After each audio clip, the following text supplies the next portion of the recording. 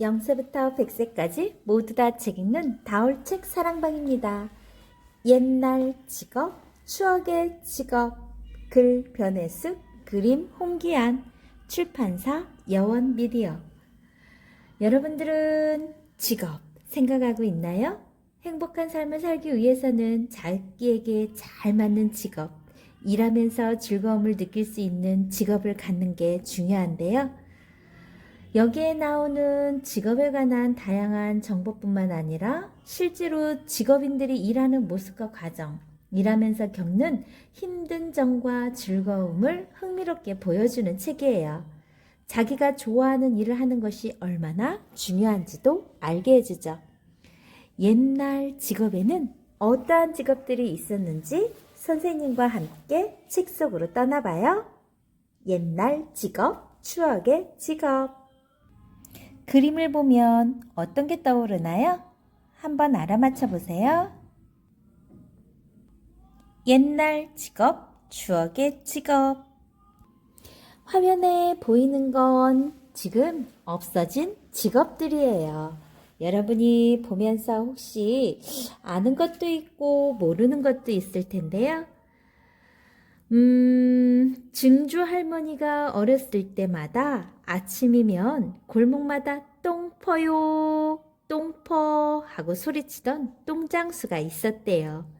추운 겨울이면 징을 치며 뚜러, 뚜러 하고 돌아다니던 굴뚝 청소부도 많았다고 하고요. 날마다 무거운 물지개를 지고 다니던 북청 물장수도 있었고 말이에요. 그런데 똥장수며 굴뚝 청소부며 물장수가 다 뭐냐고요? 세월이 흐르면서 지금은 사라진 옛날 직업들이에요. 증조 할머니의 추억 속에 담겨 있는 옛날 직업들. 우리 한번 같이 봐요. 물장수, 변사, 똥장수, 대장장이, 전화교환원, 장돌뱅이, 훈장, 지게꾼, 극장 간판장이, 문성공, 식자공, 인력거꾼, 백사공, 굴뚝 청소부, 엿장수, 버스 안내양. 옛날에 이러한 직업들이 한참 잘 나가던 때가 있었어요. 요즘은 어떤 직업들이 뜨나요? 그리고 새로운 직업들은 어떤 건지 여러분이 오늘은 생각해 보세요. 옛날에는 이렇게 새벽을 밟고 오던 물 배달꾼이 있었대요. 지금은 집집마다 수도꼭지만 틀면 물이 콸콸 쏟아지지만 수도가 없던 옛날에는 우물물이나 강물을 길어다 썼다고 해요. 할머니처럼 나이가 들어 물지개를 지기 힘들거나 물 깃는 곳이 멀리 떨어진 동네에 사는 사람들에게 물을 길어다 먹는 일이 정말 힘들었다고 합니다. 그 힘든 일을 대신해 주던 사람들이 바로 물장수래요. 양 옆에 들려져 있는 게 물이고 이 물은 어디 지게에 실어서 날랐네요. 정말 사진에 있죠? 그때 그 시절 우물가에서 물을 깃는 물장수들. 물을 나르는 건 매우 힘든 일이지만 돈벌이가 좋아 인기가 많았다고 합니다. 지금은 아파트 단지 내에서 장 서는 거 여러분들 혹시 본 적 있나요? 옛날에는 장터 따라 돌아다니던 떠돌이 장사꾼 장돌뱅이가 있었다고 해요. 장터에서 물건을 펼쳐놓고 파는 장돌뱅이들의 모습이에요. 장돌뱅이는 1960년대 이후 상설시장이 많이 생기면서 사라지기 시작했다고 합니다. 아, 상설시장이 뭐냐고요? 날마다 물건을 파는 시장을 말해요. 다리로 달리는 자동차 운전수, 인력거꾼.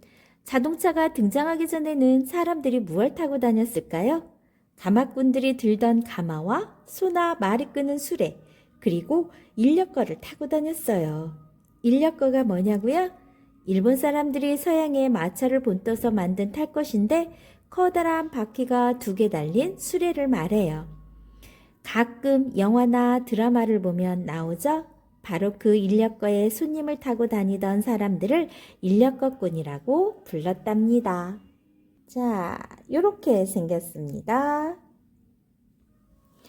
관객을 울리고 웃겼던 천의 목소리를 가진 변사.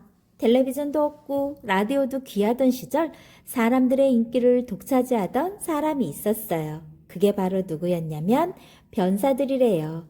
옛날에는 영화를 활동사진이라고 불렀대요. 흑백 화면에 소리도 들리지 않는 무성 영화였죠.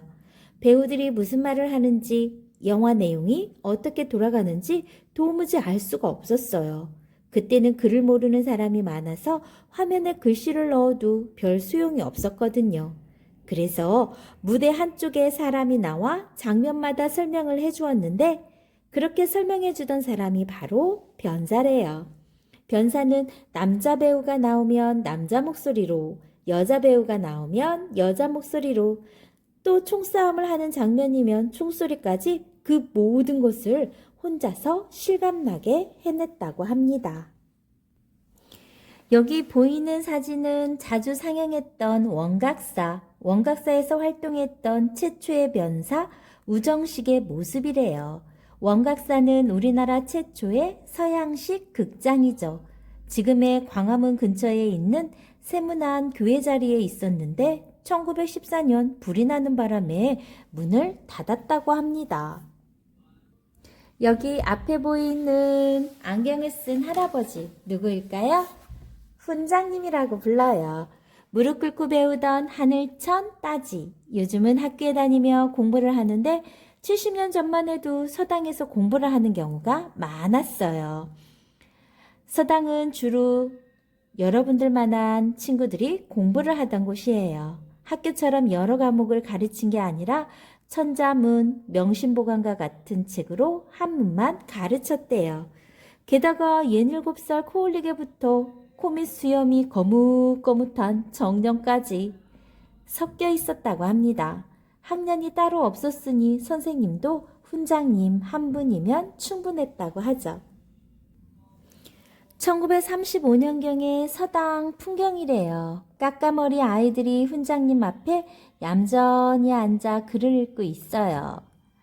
1900년대만 해도 거의 모든 마을마다 있었는데 1945년 해방이 될 무렵 보통학교가 생겨나면서 차츰 사라지게 되었답니다.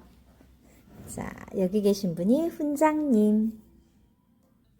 지금 보이는 직업은 뱃사공. 1962년 서울의 여의도와 마포 사이를 다니던 나룻배래요. 한강에 다리가 놓이기 전까지 사람들과 물건을 이렇게 실어 날랐다고 합니다.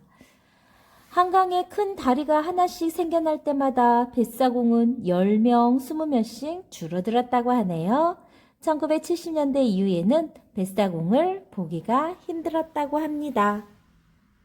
옛날 직업 이런 것도 있었어요. 1960년대 말 똥통을 가득 실은 달구지예요.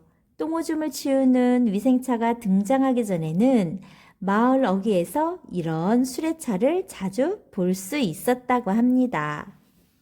아, 이런 똥차 갖다 뭐 하냐고요? 여기에 있는 똥은 거름으로도 썼대요.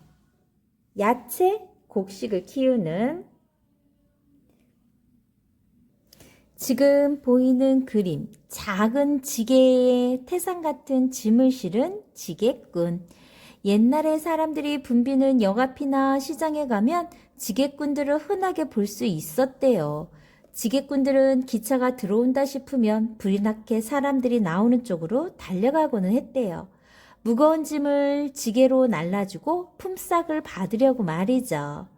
6.25 전쟁으로 폐허가 된 나라에서 배운 것도 가진 것도 없는 사람들이 할 수 있는 일이란 그리 많지 않았다고 합니다. 옛날에 여기 보이는 지게 하나면 온 식구 밥은 굶지 않는다고 했대요.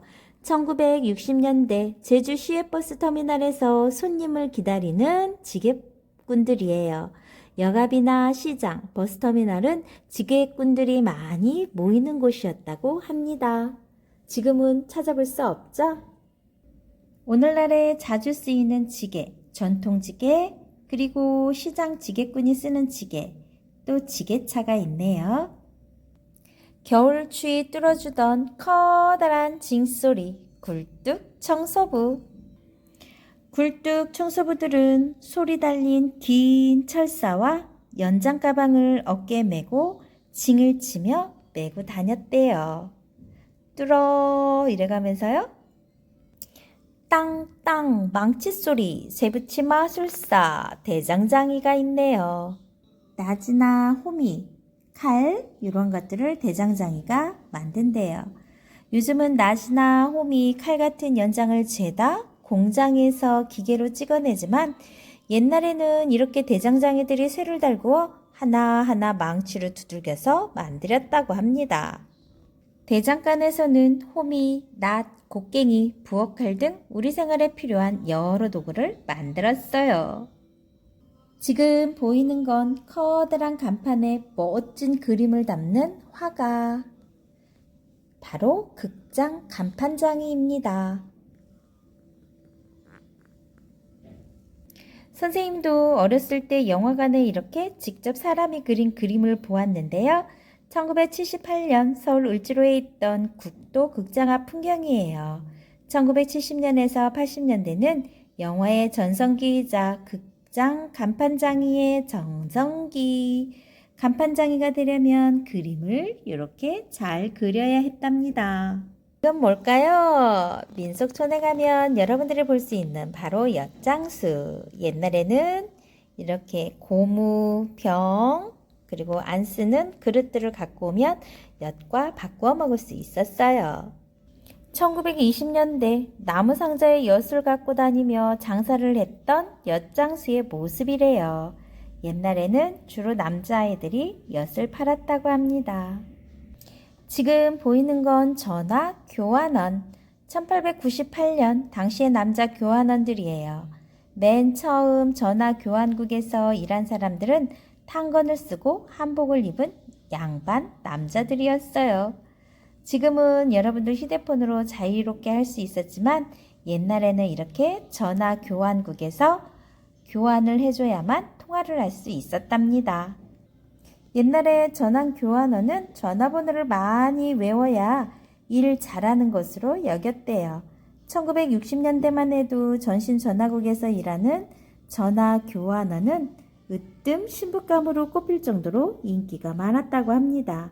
하지만 1980년대에 들어서 자동 전화기가 나오면서 일자리를 잃기 시작했죠. 선생님 어렸을 때도 이렇게 몇 번 대어주세요, 몇 번 불러주세요 이렇게 이야기하면 바로 전화국에서 이렇게 교환원들이 바꾸어서 해줬어요. 선생님 전화번호는 35번이었어요. 자, 문성공, 식자공은 뭘까요? 글자를 뽑고 글자를 씹는 사람들이네요. 전혀 듣도 보도 못한 직업에 대한 이야기죠? 문선공, 식자공. 20년 전쯤만 해도 문성공, 식자공이라고 불리는 직업을 가진 사람들이 있었어요. 문성공은 글자를 뽑는 사람, 식자공은 글자를 씹는 사람이라는 뜻이래요.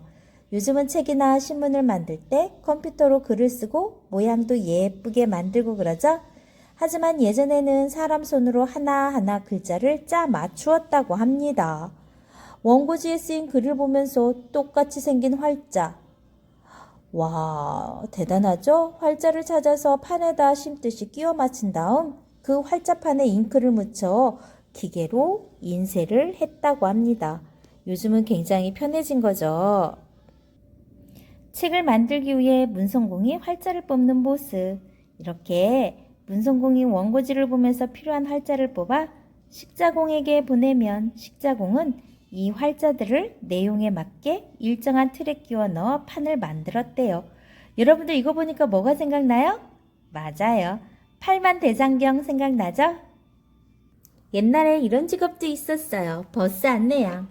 달리는 버스에 꿈을 싣고 오라이! 지금은 버스를 탈 때 문도 저절로 열리고 기계에 카드만 갖다 대면 요금도 척척 계산해주죠? 하지만 옛날에는 문도 열어주고 요금도 받는 버스 안내양이 따로 있었어요. 버스 안내양들은 아침 저녁 출퇴근 시간이면 사람들을 태우느라 아주 힘들었죠. 자가용도 많지 않고 지하철도 없던 때라 사람들이 버스 말고는 탈 수 있는 교통수단이 없었거든요. 출퇴근 시간이면 버스가 터져나갈 만큼 사람들이 많이 몰렸죠. 버스 안내양은 그 사람들을 버스에 태우려고 있는 힘껏 억세게 밀어넣고는 버스 문을 탕탕 두드리며 오라이 하고 외쳤죠. 운전사가 출발해도 된다는 신호로 알고는 버스를 운전했다고 합니다. 선생님도 어렸을 때 이 버스 안내양이 있었어요. 선생님이 초등학교 다니던 때 출퇴근 시간에도 이렇게 문을 닫지 못할 정도로 사람들이 많이 타고 있는 만원버스예요. 사람들이 버스에서 떨어지지 않도록 버스 안내양이 문을 막은 채 출발하고 있네요. 와, 대단하네요. 옛날에는 있었지만 지금은 없어진 직업들 우리가 하나하나 살펴보았어요. 옛날에는 많은 사람들에게 인기 있는 직업이었지만 지금은 아예 사라져버렸거나 혹은 점점 사라져가는 직업. 잘 보았나요? 아주 먼 옛날에만 있던 직업은 아니었죠? 가장 멀게는 100년 전쯤에 있었던 직업부터 가장 가깝게는 지금도 우리 주변에서 볼 수 있는 직업 보았는데요. 왜 한때는 인기 있던 직업들이 이제는 추억의 직업이 되어 사라져가는 걸까요? 직업은 사회의 변화에 따라 영향을 많이 받기 때문이에요. 예를 들어 수도가 없던 시절에는 물을 길어다 주는 물장수가 꼭 필요했기에 돈도 많이 벌고 인기도 있었지만 수도가 생기면서 물장수는 필요 없는 직업이 되고 말죠. 뱃사공이나 전화 교환원, 변사 등도 산업이 발달하면서 자연스럽게 사라져버린 직업들이에요. 이렇게 직업의 변화는 그 사회의 변화를 잘 말해주죠. 따라서 옛날 직업을 알아보는 것은 단순히 추억을 되짚어보는 데 그치지 않고 그 직업이 있던 시대에 대한 공부가 돼요. 이 책에서 옛날 직업을 시대 순서에 따라 구성해 직업뿐만 아니라 사회 흐름에 대해서도 살펴볼 수 있게 한 책이라고 하네요. 자, 궁금한 친구들은 어떻게 사라져가는 직업, 옛 직업에 대해서 책으로 빌려볼 수 있겠죠? 지금까지 옛날 직업, 추억의 직업이었습니다. 좋아요, 구독 꾹 눌러주시면 계속해서 재미난 이야기 소개해 드릴게요. 감사합니다.